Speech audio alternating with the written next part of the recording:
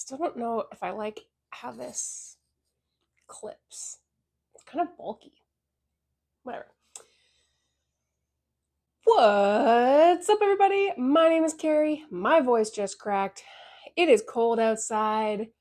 And yes, I do still drink tea a lot of times while I'm filming. This happens to be pumpkin chai from David's Tea, which is kind of a fall tea, but it's still a winter tea. I got my Nicodronis mug, my Critter holiday sweater, because yes, I'm obsessed with Critical Role. For those of you who know, you know.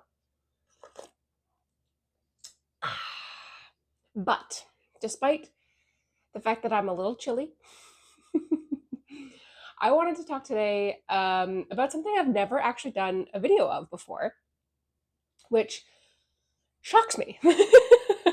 I went back through all of my videos that I've been posting since, I believe, 2016. So a really long time. And I don't think I've ever talked about this. And so I was like, holy smokes, that's amazing. I got this idea from TikTok because why not? It wasn't about fountain pens, it was about books where people wanted, like, we're talking about like their favorite books that they wish they could read again for the very first time. And I was like, you know what? I have a few fountain pens that I kind of agree. And I'm going to talk about it. Because, like, for books, I have many, many, many of them that I wish I could read for the very first time again. Namely being the beginning of Wheel of Time. So, The Eye of the World. I totally forgot what it was called, which is over here. I really wish I could read Malice by John Gwynne again for the very first time. I wish I could read Jurassic Park by Michael Crichton for the very first time. I see a tale coming my way, so guess who's coming? Because Jurassic Park is one of my favorite books of all time. I reread it almost every single year. And there's just countless others that I wish I could read again for the very first time. But for fountain pens, I came up with a list of 5 because 5 just seems like a good number. A couple of which might surprise you. 2 of them probably won't, but I think the other 3 might actually surprise you. So I'm going to start with maybe one that might surprise you. Now, when I say I wish I could try again for the very first time, I mean like today. Like, I'm this far into the hobby, so 10 plus years into the hobby, knowing what I know today, but wanting to have tried this pen for the very first time today. And then explain to you why. So the very first pen I would say that I would wish I could try again for the very first time would be my best friend, my nemesis, Twsbi. This is the Twsbi Diamond 580. This one happens to be an ALR. Back when I first tried them, the ALR didn't exist. It was just either the AL or the regular plastic version. This one obviously is not inked up, but I wish I could try this again because when I first tried them, it was one of the very first pens that I had. I didn't really know what I had. Oh, hi, honey. I didn't really know what I had. So I liked it. And then as I grew into the hobby and realized what I kind of like more, I realized I didn't really like it. And then she's just started to clean herself. And then I realized that it wasn't really a pen that was meant for me, but I wanted it to be meant for me because I do love the way that they're built. I love that they can be completely taken apart.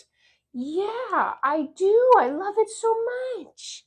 But the reason why I wish I could try it again for the very first time is so that I could reform my opinion around me desperately wanting to like it. Because I feel like if I tried it again for the very first time, knowing what I know now, I actually would like it more. Because now I have a better appreciation for like hard nibs, drier nibs, things that like don't really have any give to them. And I didn't have that for a very long time. I wanted pens that were kind of bouncy, squishy, super wet, which is still my preference, don't get me wrong. This would still never be my number one fountain pen of all time. But, ooh, should I do a video on that?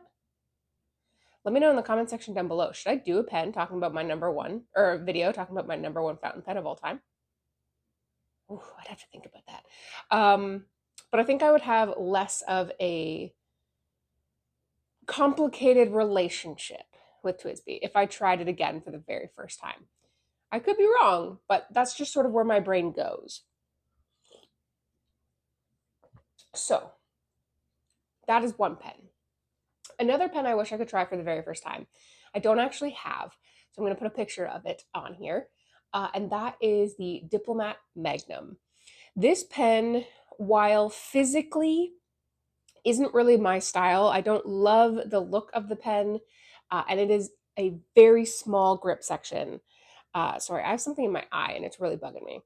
It has a very small grip section. So I know that this pen is still not meant for me, but the reason why I really wish I could try it again for the first time was because that pen really changed my outlook on what a steel nib could be. So when I was in my phase of gold is better because steel is stiff and hard and just unmovable, I got the Diplomat Magnum solely for the purposes of review. To be fair, the majority of fountain pens I only buy so that I can talk to you guys about them. So help, support me. Link in the description on Patreon if you want to keep this channel going because I'm running out of pens. But I bought this pen and I was like, it's a steel nib, whatever. It's relatively inexpensive. It's kind of cheap looking. Let's just see. Holy smokes, you guys. This pen changed my outlook on what a steel nib could be. This was the bounciest, juiciest, wettest steel nib that I had ever used up until that point. And I had used a fair amount of steel nibs that I really enjoyed, but it just didn't feel like any other pen that I'd used. And if it wasn't for the fact that it just physically isn't for me, I would own like 10 of them. Exactly, Parker. I would own 10 of them because they're so good and they just write phenomenally. And I will never forget what that was like. And I've never come across anything like that since. I've come across some pretty dang good steel nibs. I got one that's in this list here, but nothing quite like that. And I just wish I could experience that eye-opening, like, wow feeling again. So that's one of them for sure. I don't know what's in my eye. Oh, geez. Well, there's hair now in my tea, but what else is new? Okay, so the third pen, yeah, is a cattail, apparently. I'm glad that you guys like Parker's insistence on being here because there's nothing I can do about it anymore.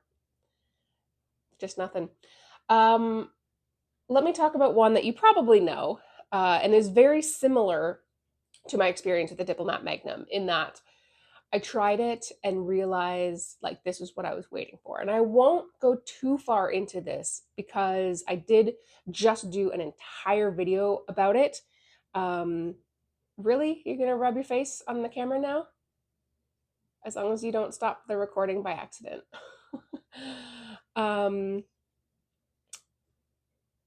just did a video, like a whole video on that pen for why it was like, the most special fountain pen for me. And that, of course, is the Pilot Custom 823. This pen, I wish I could try again. You're going to park it right there. Oh my gosh. Oh, babe. You're ridiculous. It is what it is, guys. So I wish I could try this pen again because I have never had that sort of like instant I've found it feeling again.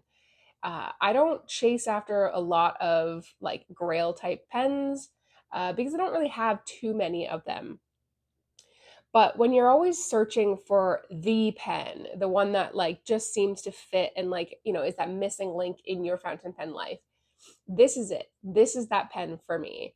The Pilot Custom 823 was and is that to this day. And I wish I could experience the first time I inked this up again, where I had that like I'm home feeling, like when you're really cold and you get a cup of tea or a hot chocolate and, you've spent all day building, I guess if you're a kid, it would be hot chocolate. You spent all day building snowmen and, snow forts. And okay, so Parker stopped the video. um, so building snow forts and snowmen and stuff like that, you come inside, you're cold, but yet you're hot and sweaty at the same time. And then a loved one, makes you a hot cup of cocoa or whatever. And it's just that feeling, that comfort feeling of being purely at peace. That's what this single pen feels like to me. And I wish I could experience that for the very first time again of finding that. It would be very cool. It would be very, very cool. I had to watch the playback of that because I don't know when she paused it, but there it is. So let's talk about one more pen that you probably are expecting before we get to one that you probably would not be expecting. We start the video with one that you wouldn't think would be in my list, and we'll end the video with one you probably wouldn't think would be in my list. But this one is the Benu Euphoria, specifically, of course, the bourbon. This one, again, I won't get too far into because I've talked about this pen and this brand ad nauseum, but I won't stop because I absolutely adore it. But this pen really changed, again, like the Diplomat Magnum, it really changed the way that I view fountain pens and life. I obviously am a big reader, duh. I'm currently, as of filming this is Saturday, so the video is going to go up on Monday. I'm currently 72% of the way through Winds and Truth. So by Monday, although tomorrow is going to be a really busy day for me, so I probably won't be finished by Monday, but I'll be close because we're beginning the Sander Lanch and it's getting exciting. But anyways, the old phrase, don't judge a book by its cover, even though we all do. I did that with the Benu brand. I judged this brand for many years before I decided to just buy it because I kind of really liked the way that the bourbon looks. It fit my aesthetic, even though it's pretty blingy, and up until then, bling was not a part of my fountain pen life. I just really, really liked the colors. I have to like get out of frame so it stops focusing on my face. I just really liked the colors. That is part of my aesthetic. Anyways, I bought this pen, I inked it up, I put pen to paper, and I was like, oh no. Oh no. My wallet is in trouble. And it sure was. I've now owned like 20 Benus. I have sold a good amount of them just because I don't need more than like 2 of every kind. But I still own, let's see, 1, 2, 3, 4, 5, 6 Benu pens. And let's be real, there's going to be more. But no, 7, because I have the fall one now. I own 7. But this pen really changed that. And since then, I have bought pens that aesthetically are not the most pleasing to me, but have turned into really, really great writers. And this pen did that for me. It really opened my eyes to not judge a pen by the way that it looks. Now, don't get me wrong. I'm still going to only buy a pen. Like, if it's completely hideous to me, I'm not going to buy it. But I'm not going to write off an entire brand to do that. And this really changed that for me. It is obviously one of my all-time favorite fountain pens now. I really love the company. They've reached out and they've partnered with me a couple times, and they're just swell. I really like them quite a bit. Okay, so the last pen that I'm going to talk about, I don't own. I have had to send it back, and I can't buy it. So it breaks my heart. And it actually, along with the Benu lineup here, aesthetically not really my style, but the way that I intensely fell in love with that pen, I don't know what's in my eye, guys. I'm gonna have to go take a look when I'm done shooting this video. When I was using this pen, I fell so deeply in love with it, and it just transformed it for me. And it didn't matter that it wasn't like perfectly my aesthetic, because I grew to enjoy the aesthetic.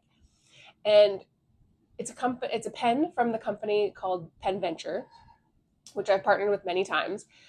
Check out their YouTube channel because they make crazy high quality content. And it is, or was, because they don't have it anymore, their version of the Visconti Homo Sapiens fountain pen. So it looks half like the regular lava version, the regular lava resin that you're used to.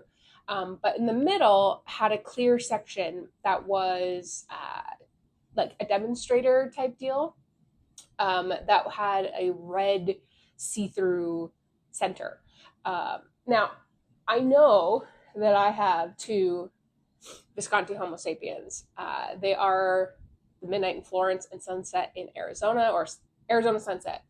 I've had this pen for a really long time. I've had this pen for a few years. I talked about this pen recently as it being one of my most disappointing fountain pens, until Emmy fixed it.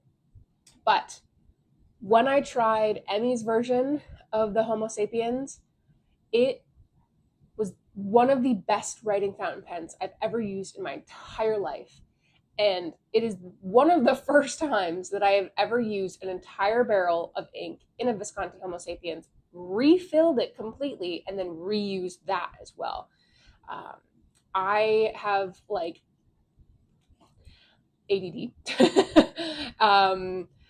Spoiler if you've ever watched these videos, but that also applies to my ink. I change my inks like I change my socks, which, by the way, is twice a day. So I never go through an entire barrel of ink. I hardly ever even go through a cartridge of ink without wanting to change it out.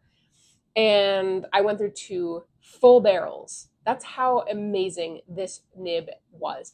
And to send it back was heartbreaking because I just loved it so stinking much. And that like desire to find ways to use my pen, like I could be done journaling. I could have written like 20 pages of journaling and still would be looking to maybe doodle or just honestly color or whatever. Like I was looking for things to use my pen more because I just didn't want to stop using that pen. And there are not many pens in my entire life that has happened for, where I have been desperately looking for ways to use that pen. And I miss that initial holy smokes feeling of just, what is this? I want this. And I've been looking to recreate that ever since, and I have not found it. I will. Even though Emmy was the one that tuned this nib to be as close to that as possible. Parker's in the litter box. I was like, what is that squeaking noise? I haven't found it, but I will. So that is my 5 pens that I wish I could use again for the very first time. I'm very curious to know if you have any fountain pens that you wish you could try for the very first time again. Let me know in the comment section down below what they are. Check out the link to my Patreon account in the description if you would like to help support me further and what I do on this channel. But regardless, thank you so much for watching. Stay warm. I'm halfway done my tea and the heat was just on, so I'm feeling quite toasty now. And now I'm going to go find out what the heck is in my eye, and I'll see you next time. Bye.